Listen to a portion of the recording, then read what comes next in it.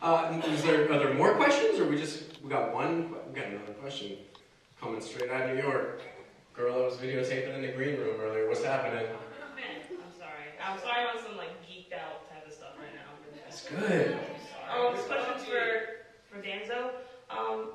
Being killed off of the show, did you know it was going to happen? Or did you want it to happen? Or what was the situation with that? That was a good question. I really pride myself on being true to yourself. And I think that's one thing that I think the world needs more of, being true to you. Whether you're straight, gay, whether you like the Lakers or the Heat, being true to yourself is huge. And a lot of times people aren't going to believe what you believe. At the time, I was religious, super religious. Grew up in the church. I was wearing suits when I was 5. I can do a bow tie when I was 3.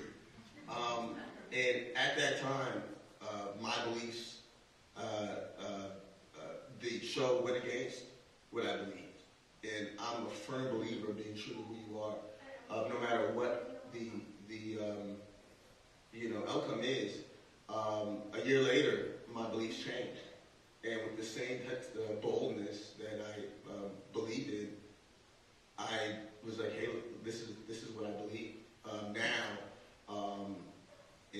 I just believe in being true to who you are. And my beliefs are what they are now. I'm not religious. I don't judge anyone's religion or belief system. If it works for you, God bless you. And I don't think anyone should judge anyone, because no one has walked in anyone's shoes. And so that's just what I believe, man. Whoever you are, what you are, be it. People may not, they may judge you, but be who you are, and be true to it. So that's That's a great answer, and you guys can really appreciate his honesty, because I'm going to tell you right now, in the world of entertainment, you don't often get honest actors, honest producers, honest directors, and that was a situation, like he said, he was true to himself, and his life changed later, but as a result, none of us knew who was going to die, right? I mean, we shot the scene of, didn't we shoot the scene? It was like a shootout, and like a bunch of us went down, right? Yeah. There was a scene that we shot that never made it, where I'm being, I guess I was interviewed, right, by somebody, by a news crew about the shooting. So you only knew that I lived, of course, but you didn't know. Yeah, you didn't know who else lived, because I think they had like a body go by, but it was completely covered. And I just stood there and I cried. I was like, my friends all got shot, and it didn't make it for probably good reason. But to answer that question, no, I didn't know who. I don't think any of us knew, right? I actually thought that I was going to be killed off the show.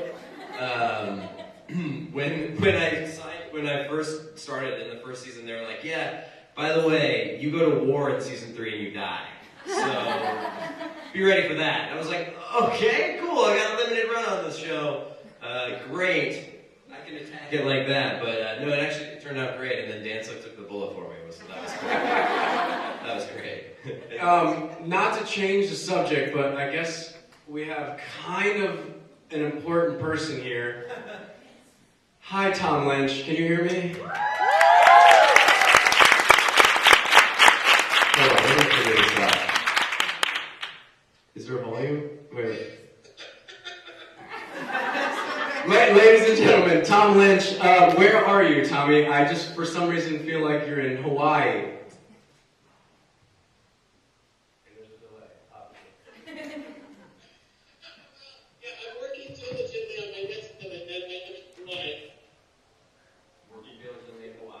All right, we got that part. Does anybody, let me do this. Tommy.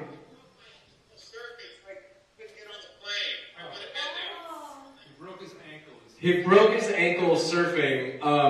Tommy, I don't know if you can hear me, but Chris Hunter just said old people aren't supposed to surf.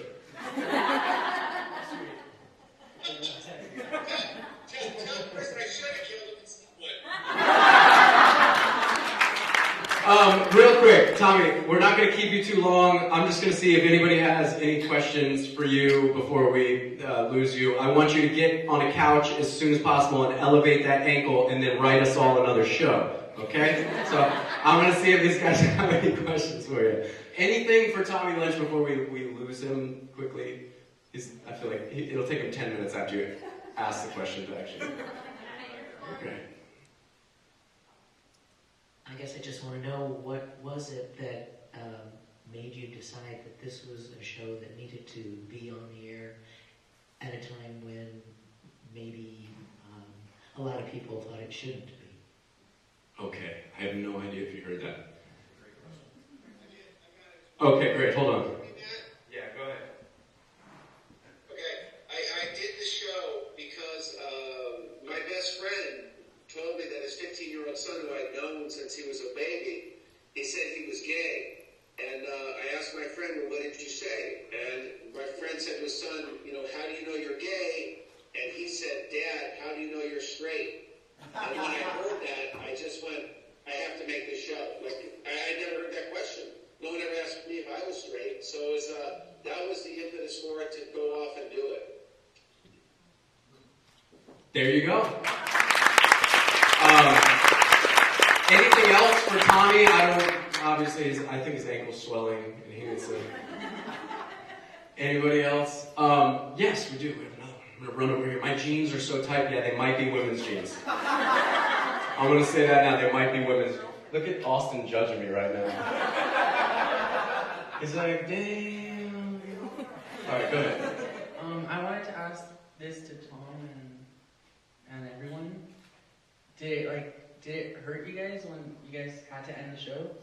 And why did it end specifically? We'll start with Tommy.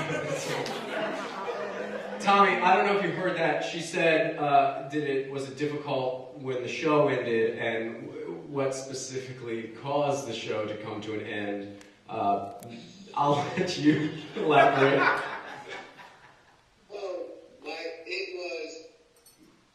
It was so painful. I've never spoken about this, I don't think. It was so painful when the show ended. Because the show was doing well in the ratings. It was working well. It wasn't that the show didn't perform well. The network changed their mandate, where they didn't want to have compelling teen shows anymore. They wanted to have shows they could buy incredibly inexpensive or go more to comedies. And the funny thing happened when it ended. The End's website crashed down with protests from all the fans saying, why did you end it? And then the network called me and said, could you write a letter to the fans? And my wife said to me, don't write that letter. I said, well, I kind of got to. I don't want the fans hanging out. She says, you ought to write that the network's stupid. And I said, I'm not going to write that. That's where I wrote that I think I wrote that note about how things change. And I still believe it today. The show shouldn't have been canceled, but it was. But the show also should have never been on the air.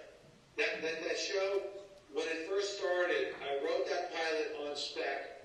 Then the network wouldn't finance it. Only half of it, so I financed half of it. Then we didn't have enough money even then to finish the pilot, so I had to shoot part of it in my own home, my actual own home.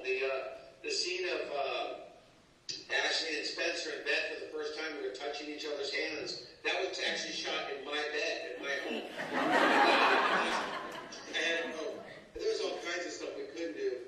Then when we got into production with it, there was a Christian right group sent a threatening letter to Viacom, the parent company, and said, if you put this show on the air, we'll boycott all of our advertising. And I had to get on a plane. I think the cast, I was shooting with the cast at that time, and I had to go to New York at the last minute. And literally, I don't know if the cast even knew this, there was a moment where they were about to pull the plug on the show before it even aired. And I said, you could not do this, because you cannot be a company that doesn't protect a creative idea. And a certain person said, I don't care about that. I can't let it get out there I'm the company that didn't put on a gay show. And so they were more afraid of being seen as not gay supportive than they were about the advertising. And it just, we barely got on the air. We barely got on the air. And once it got on, they started going, hey, the world did it. I had a Hollywood producer, a very famous Hollywood producer, send me a quotation from the Bible, from the book of Leviticus, that says, man shall not lay with man, and said I was going to burn in hell if I made this show.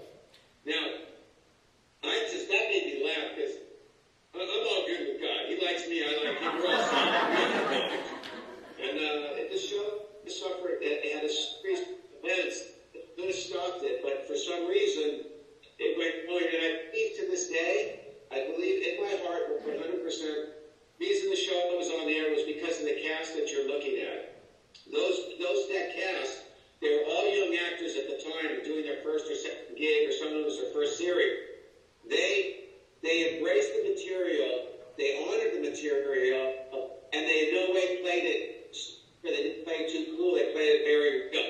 And without all those people up there, this show would have never stayed or been on the air. So, my cast, I love you guys, you always made me look better than I was.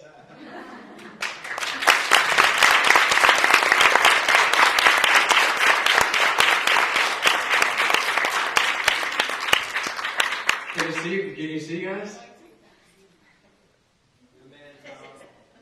All right, hold on. This is just our moment with Tommy Lynch.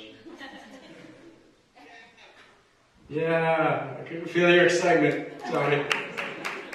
All right, one more round of applause for Tommy before I shove him down. Tommy, here are Brennan's boobs. There you go.